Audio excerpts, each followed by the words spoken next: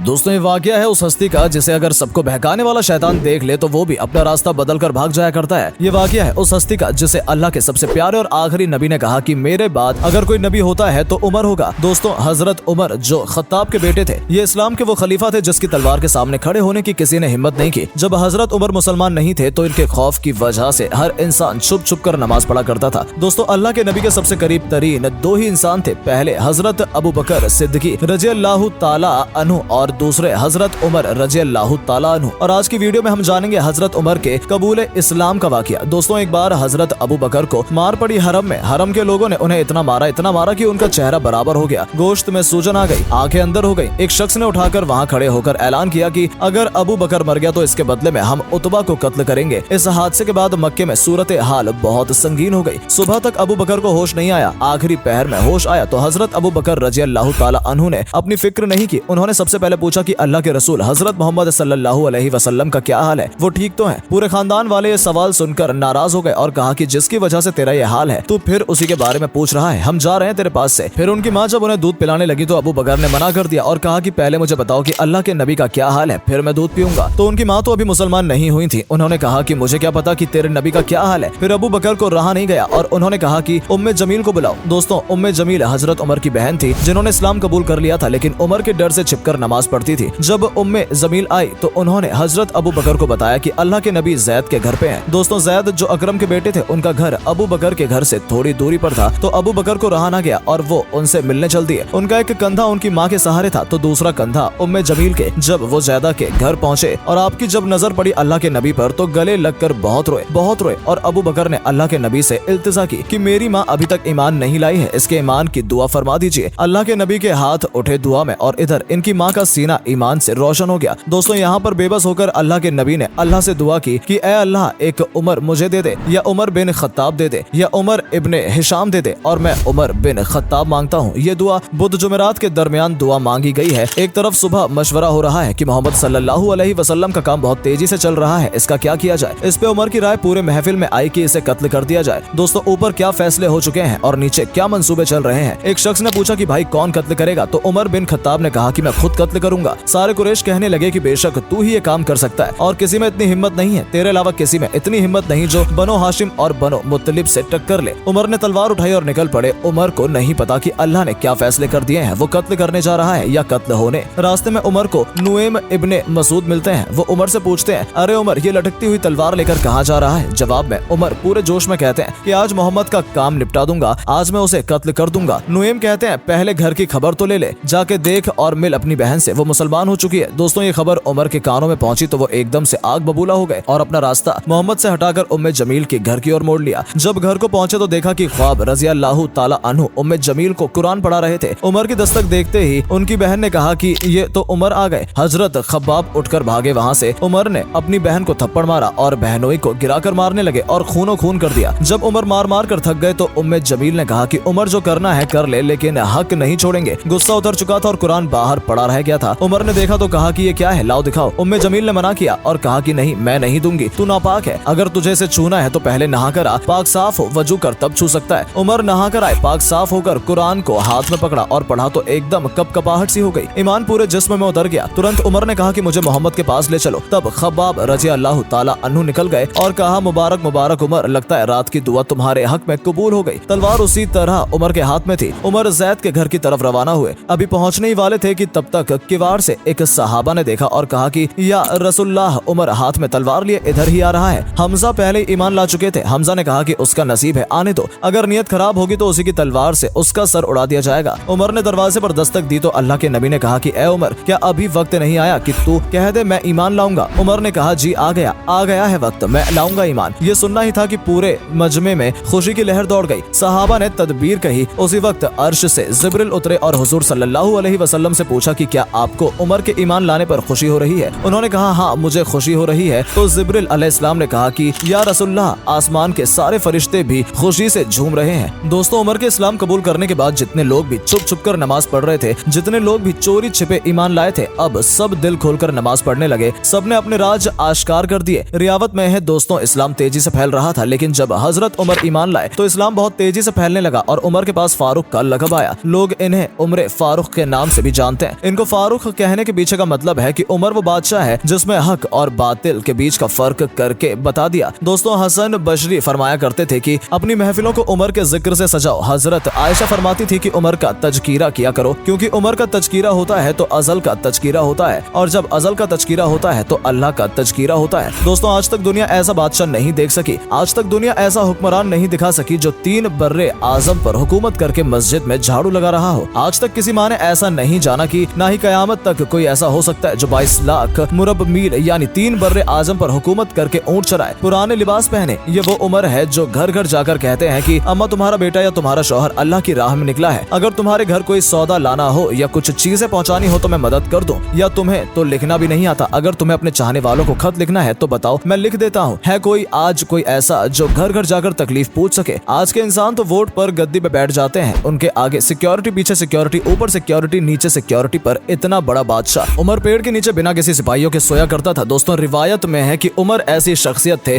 कि इंसान वैसे बनने का सोच ले तो उसका सीना फट जाए। उमर बादशाहों के बादशाह होने के बाद भी महीने में 1 दिन गोश्त खाते थे, ऐसी रोटी खाते थे जो आज आम इंसान के हलक के नीचे नहीं उतरेगी। दोस्तों यूं ही मेरे नबी ने नहीं कहा कि अगर मेरे बाद कोई नबी होता तो उमर होता। हजरत उमर रज़ियल्लाहु ताला अन्हु इस्लाम का वो दौर था जब इस्लाम को बाहर लगी। आपसे भी गुजारिश करता हूं कि उमर के चर्चे करते रहा करो, इनके किस्से सुनकर दिल में ईमान रोशन होता है। दोस्तों किसी माँ ने ऐसा पैदा नहीं किया कि उमर को सामने से मार दे। हजरत उमर का इंतकाल भी मस्जिद में नमाज पढ़ते वक्त हुआ था, उनके ऊपर चोरों की तरह पीछे से वार हुआ था और उन्हें शहीद किया गया। तो दोस्तों ये थी हमारे हजरत उमर की कबूल इस्लाम की दास्तां। बाकी और बहुत कुछ है हजरत उमर के बारे में जो आपको आने वाली वीडियोस में जानने को जरूर मिलेगा।